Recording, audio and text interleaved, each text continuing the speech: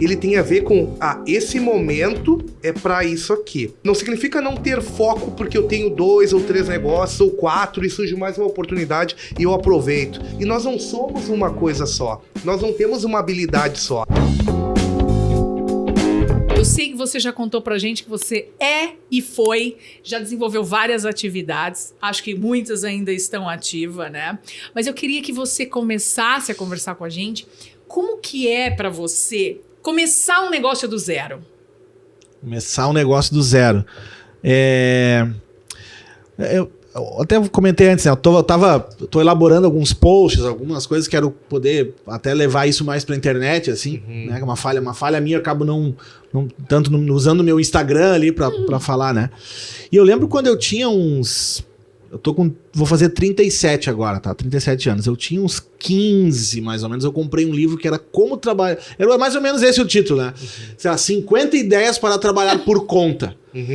Eu sempre tive essa coisa de, cara, eu quero ter meu negócio. Eu não sei, eu sempre tive essa mentalidade. Então eu lembro, até emprestei, se alguém sabe onde está esse livro, me devolve. Eu emprestei para alguém, provavelmente a pessoa não abriu negócio nenhum com aquele livro. Se tiver assistido ao vivo aí, ou no outro dia também. Me devolve meu livro. Era alguma coisa, o nome era mais ou menos esse, assim, né?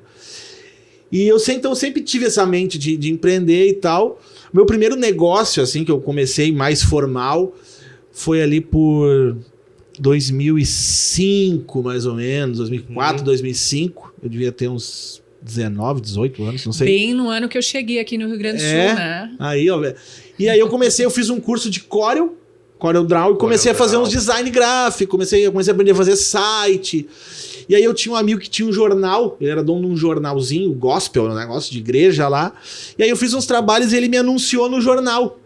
E aí foi o meu primeiro marketing, né? E as pessoas me ligavam, eu vi um anúncio aqui que tu faz umas artes, uns sites e tal. Gente, ele tá falando de algo que talvez hoje não seja tão assim, né? Mas anunciei no jornal. É como eu comecei anunciando no Orkut. Saibam o que é. Não, anunciar em jornal. Eu lembro, né? Só um parênteses, né? Como eu sou músico, né?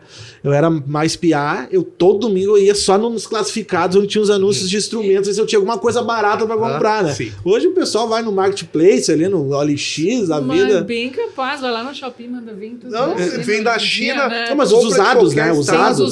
Os usados aí. Ali é uma. Cara, assim, né? Falando de negócio. Esse é um outro baita negócio, porque assim, eu sempre fui. O cara quer comprar uma coisa, né? Ele tá ali, sabe, né? Chama o Mike sabe quem vende. Por quê? Porque eu sempre fico pesquisando e às vezes, opa, isso aqui eu sei que vale mais.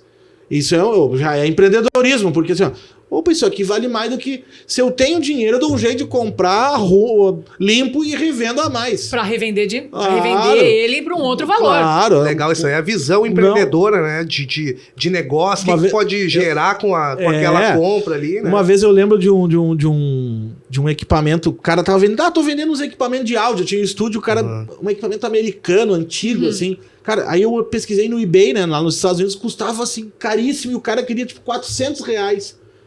Pá, comprei, né? O cara, um amigo meu fechou um estúdio, me doou um monte de coisa.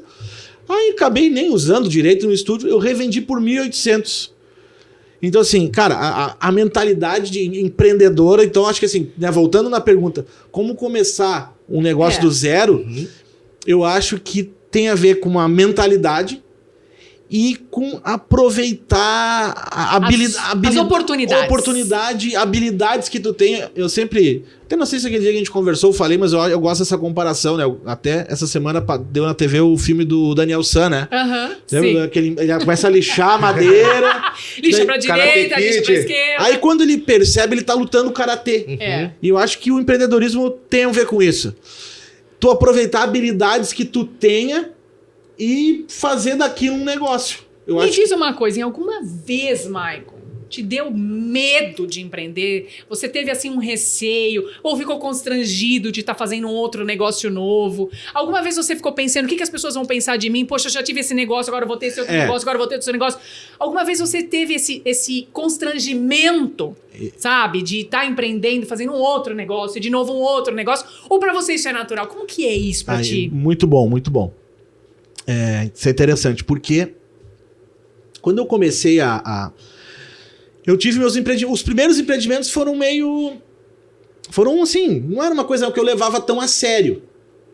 Ou eu não sabia como se levava um negócio a sério. Talvez você nem soubesse que aquilo era um negócio. Isso. Ainda. Aí meu primeiro negócio mais sério foi o estúdio de música. Olha como é interessante como ele apareceu, né? Eu trabalhei num estúdio editando, era um outro jornal daí. O cara tinha um estúdio de música, eu gravei um CD lá. Ele viu que eu tinha habilidade com o core e falou: cara, não quer trabalhar aqui editando um jornal? Era outro jornal, não é o que eu anunciava, era um outro. E aí eu comecei a gostar daquela parte da produção, da gravação, eu comecei a achar aquilo interessante. Tá, aí eu saí desse estúdio, parei de trabalhar lá, não trabalhava mais, e um cara me mandou um e-mail. Ó, o seguinte, e até porque o meu primeiro cliente foi o Renato Alves. Olha aí. Olha só! O meu pai é Renato Alves. É. Eu sou Júnior. Não foi. Ele é de Igrejinha. Olha! Meu primeiro Será que eu tenho um segundo pai? Meu primeiro cliente foi Renato Alves, o Renatinho. Olha aí, que legal. Eu tenho meu amigo ainda. E ele mandou e-mail. Cara, é o seguinte, o Jonas, que era o Jonas foi um cara que uma vez pediu um orçamento lá nesse estúdio que eu trabalhava, eu não lembrava. Ele me falou de ti, cara, me mandou o teu e-mail e eu queria ver quanto custa pra gravar um CD. Eu pensei, mas não tem estúdio? Aí eu digo, não, mas eu tenho um amigo meu que tem um estúdio, cara. Eu vou ver quanto ele me cobra e só faço o meio campo. A ponte aí pensei comigo, cara, mas eu tenho um pouco de habilidade, tenho um computador. Falei, cara, seguinte, custa tanto pra gravar, mas eu preciso de tanto de entrada. Pum, me transferiu o dinheiro. Com o dinheiro que ele pagou, eu comprei o equipamento que eu precisava. Minha mãe tinha uma lojinha lá desabilitada, aproveitei que minha mãe e meu pai saíram de férias, tirei todos os entulhos, limpei e montei meu estúdio lá dentro. Olha aí. E a coisa, como eu tocava numa banda e a banda era meio conhecida no meio gospel, assim, isso foi gerando oportunidades pra mim. Né? Eu queria gravar também. Aí o estúdio começou a dar certo. Não era Sonido ainda, tinha um outro nome. Quando o estúdio começou a dar certo, eu fui embora pra Argentina estudar. Ou seja, vendi o que eu tinha, vendi todo o equipamento. O que você foi estudar lá na Argentina? Produção musical. Fui me qualificar. Tu foi se especializar nisso. Isso, eu fui me especializar numa coisa que eu já estava trabalhando. Sim. Mas eu sempre fui um cara assim muito filosófico, não é só pelo dinheiro e tal, né? Tinha todo... Quando eu voltei pro Brasil, fiquei 2 anos lá, voltei, eu tava com uma filosofia de trabalho, eu tinha todo...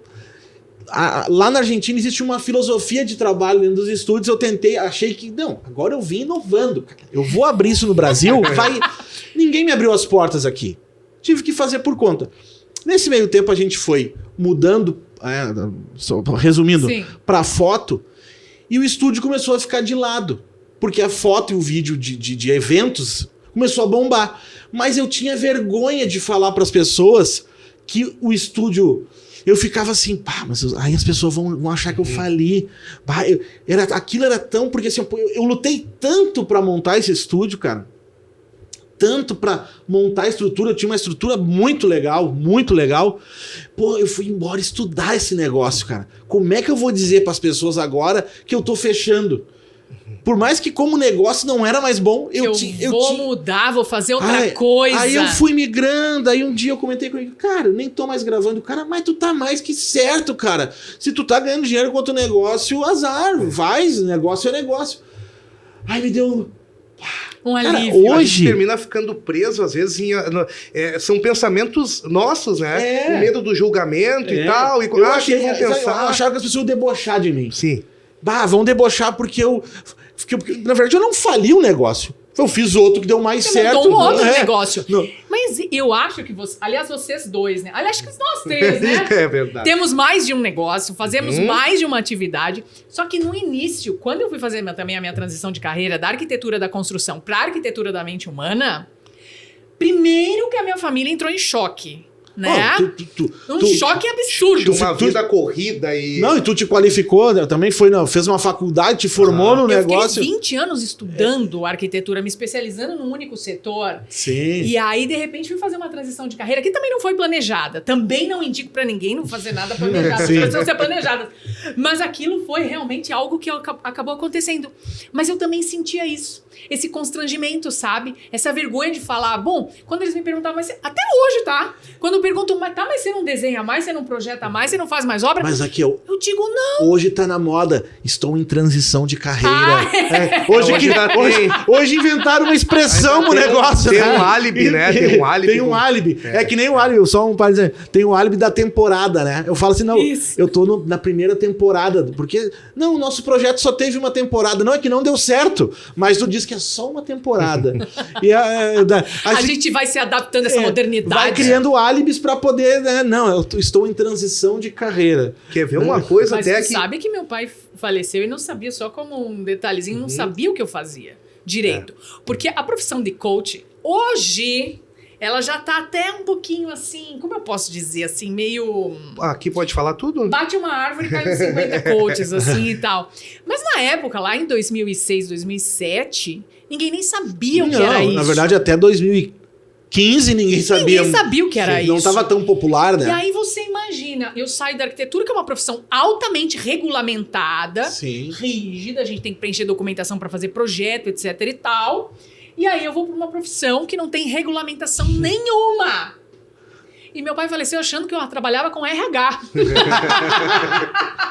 Uma vez ele mandou uma conhecida dele pra cá, pro sul, veja, lá de São Paulo. Ele falou pra Lu, vai lá pro sul, que a Kelly tá agora trabalhando com RH, ela tem uma comunidade enorme, ela vai conseguir uma colocação pra Uma você. vaga pra ti. E ela veio ficar na minha casa, gente. E eu só consegui explicar pra ela o que era a minha profissão quando eu cheguei aqui. E claro, no início com muito constrangimento. Porque como é que uma arquiteta vai trabalhar com uma profissão que ninguém conhece, vai ser coach, fazendo um negócio que não tem nenhuma regulamentação. E aí depois você fala assim, virei palestrante, parece também que é outra coisa que você fala. Parece que é uma outra atividade, tá virei migrando escritora, como assim? Como você foi conseguindo fazer tudo isso? Só que hoje eu vejo, conversando com vocês e com o Renato também, porque ele também tem mais de um negócio, o quão é importante a gente ter esses braços de mais de um negócio. Vocês não acham? Ah, Acho. totalmente. Quer ver uma coisa que eu vejo que é um conflito que a gente tem, e hoje se fala muito em ter foco, né? Não, tu tem que ter foco, foco, foco. E muitas vezes a gente entra num conflito que é tu ter mais de um negócio, e aí será que eu tô conseguindo ter foco? No meu ponto de vista, o foco, ele tem a ver com, esse momento é para isso aqui. É foco naquele momento. Ou se eu decidir abrir um negócio, então eu vou dar foco nesse negócio até ele começar a ser mais fácil de gerenciar. Tá? Que eu consiga ter outras pessoas também para me ajudar. E aí depois eu abro uma nova frente. Mas é importante na questão do foco é até as coisas começarem a andar. Não significa não ter foco porque eu tenho 2 ou 3 negócios ou 4 e surge mais uma oportunidade e eu aproveito. Não, na verdade a gente precisa, no meu ponto de vista, ter outras fontes de renda também. E nós não somos uma coisa só. Nós não temos uma habilidade só. Então, eu escutei, acho que foi hoje, eu estava assistindo um podcast, eu adoro assistir podcast, não recordo exatamente o nome, mas falou o seguinte, o que é o amor? O amor é aquilo que não morre. Tá? O amor tem a ver com aquilo que não morre. Então, por exemplo, tu toca contrabaixo, né? Pode ficar Além anos... de tudo, eles são músicos. Eu tô achando que a gente vai fazer uma musiquinha aqui. E o Nerinho ali é tecladista. Eu sou então baterista, tá olha Aí, só. fechou a banda. Nossa, E cantora. Temos uma banda. Então, até me perdi aqui. Comecei a falar de música. O amor é o que não morre. Que não morre. Então, por exemplo, tu pode ficar 10 anos sem tocar o contrabaixo. O dia que tocar vai ser a mesma coisa. O dia que tu tocar. Porque isso está dentro de ti. Então, nós temos múltiplas habilidades. Então, puxa, por que eu tenho que me limitar a usar uma habilidade só por conta de algo que se fala que é o foco? Então, acho que é importante a gente ter um discernimento exatamente o que é foco, né? Obviamente que esse é o meu ponto de vista quanto a esse tema aí, né?